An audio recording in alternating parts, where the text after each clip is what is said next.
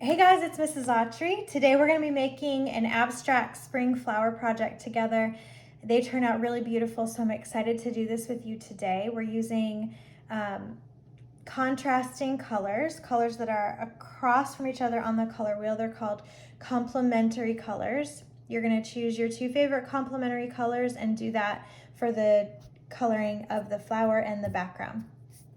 First, you're going to need something to draw with. I drew mine with a black marker, so if you have a black marker, that would be best.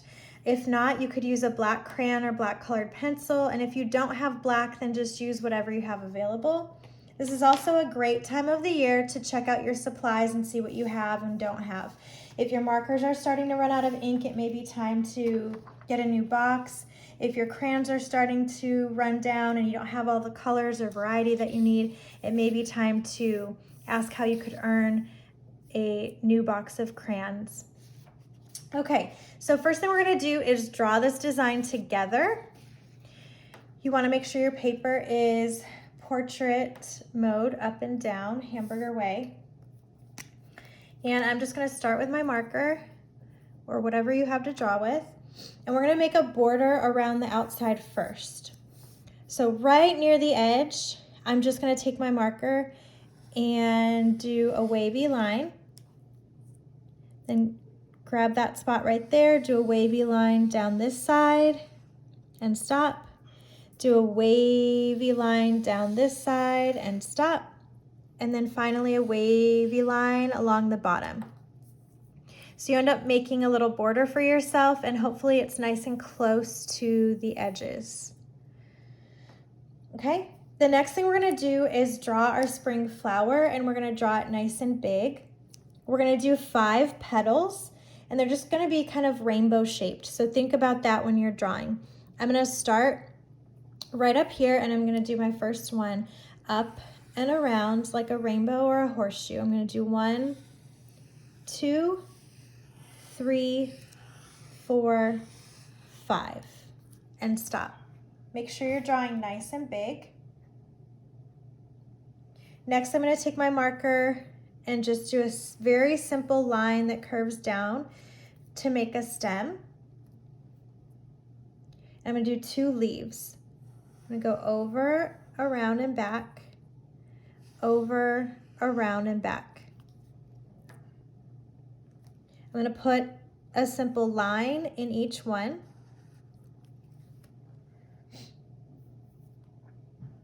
And because this is abstract, it's not supposed to look like a real flower. Abstract means it's just a little different, it's a little out there. For the center of our flower, we're gonna do a swirl. So I'm gonna go right in the center of my flower, and I'm gonna go around and around and stop. Okay, and then next you're gonna need a ruler or a straight edge. So if you're at home and you don't have a ruler or can't find one, you can just take a regular sheet of paper, fold it in half, make a straight edge, and use that instead. Now we're gonna draw 5 lines, and this next part is pretty specific, so listen carefully. We're gonna do 5 straight lines, so I want you to hold this down nice and tight. And we're gonna stay inside of the border. You're not going out all the way to the edge of the paper. We're staying inside the border. Let me show you one more time on here.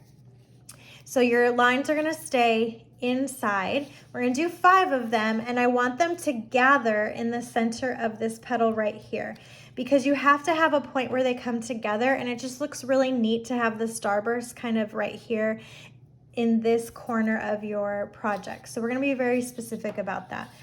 So I want you to go ahead and put your ruler side to side, and we're just gonna do line number 1 first, but you wanna make sure that line number 1 goes straight across this second petal right here. So I'm just gonna go straight across and make a line from border line to border line. I'm gonna do 1. Then I'm gonna turn my ruler, and I'm looking at where it's going to meet.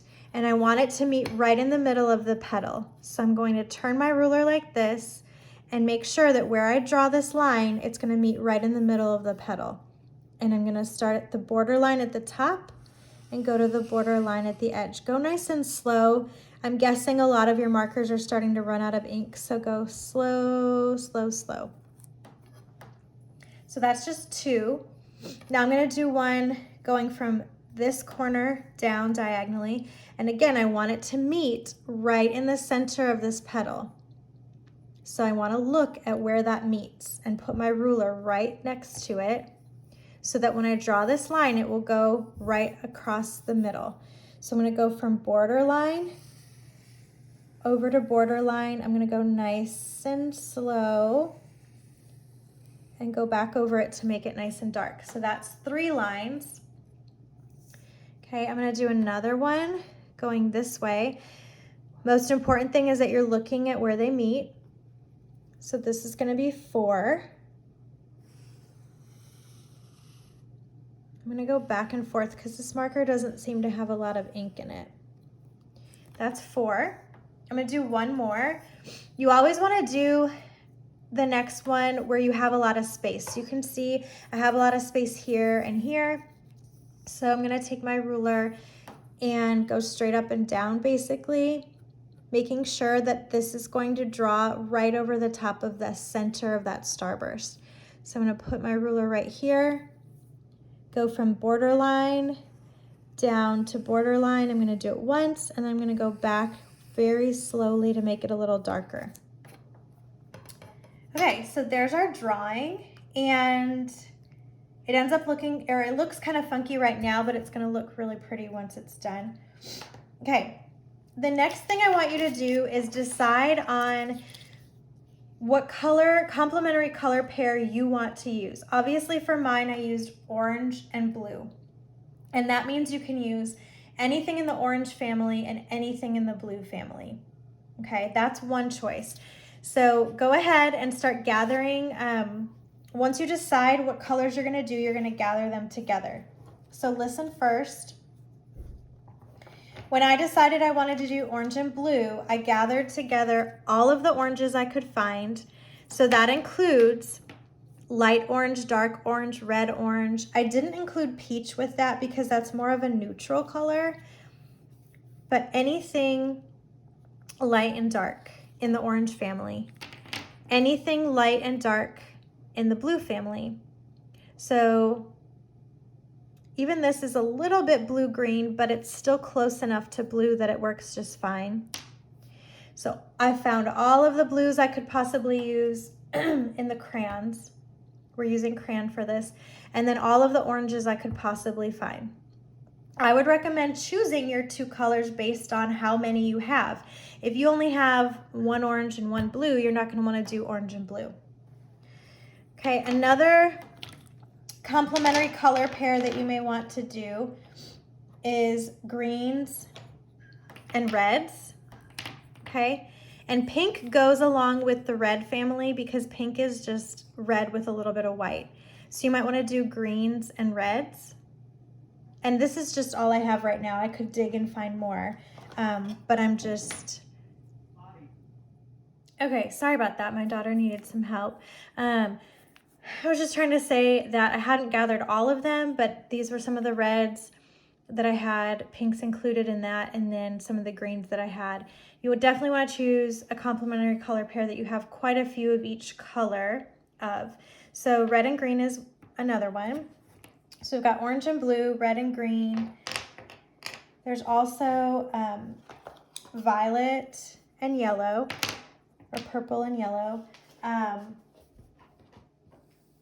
So as many, and again, this is not all of them that I have, but I'm just quickly showing you. So you could do yellow and purple or yellow and violets.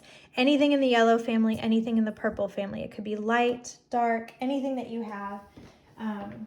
I could grab a bunch more, but this is just what I have right by me right now. It could even be like a really light yellow green could go in with that. So that just kind of goes together. It's any colors that are across from each other on the color wheel. So you could also do like red, violet, and yellow, green. It might be harder though to find a variety of those colors. And then you're just gonna go ahead and color. And you can, I would suggest pressing down nice and hard when you're coloring in. And for mine, since I used oranges and blues, I used all of the different oranges I had for the flower. And the tricky part is, and this was even difficult when I was doing it, you really have to focus at first when you're looking at just the black and white one. You have to make sure you know which parts are the flowers. So you're gonna be coloring in, and you have to choose first, which colors do you wanna use for the flower? So I chose orange for my flower, obviously, and I chose blues for the background. So you have to figure out where your flower pieces are and color those in with orange colors only. You don't want to do the same colors next to each other either, so it gets a little tricky. So you're just doing oranges inside the flower parts if that's what you choose, or that's what I chose. And then I did blues for my background. So anything that was not a piece of the flower, I did with blue, either dark blue or light blue, anything in the blue color family. It looks really, really pretty when you're done. And then one more tip, one more thing that I didn't do very well at first, but hopefully you will avoid this.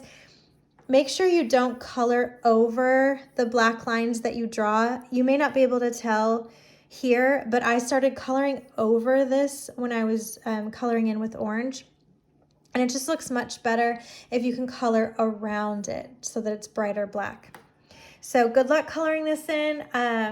I know they're gonna look fantastic. It's a really beautiful project, and I'm really excited to see what you come up with. So those of you at home, make sure you snap a picture, post it up on Schoology, and those of you in the classroom will go ahead and share these as well. Great job today, guys, and happy creating.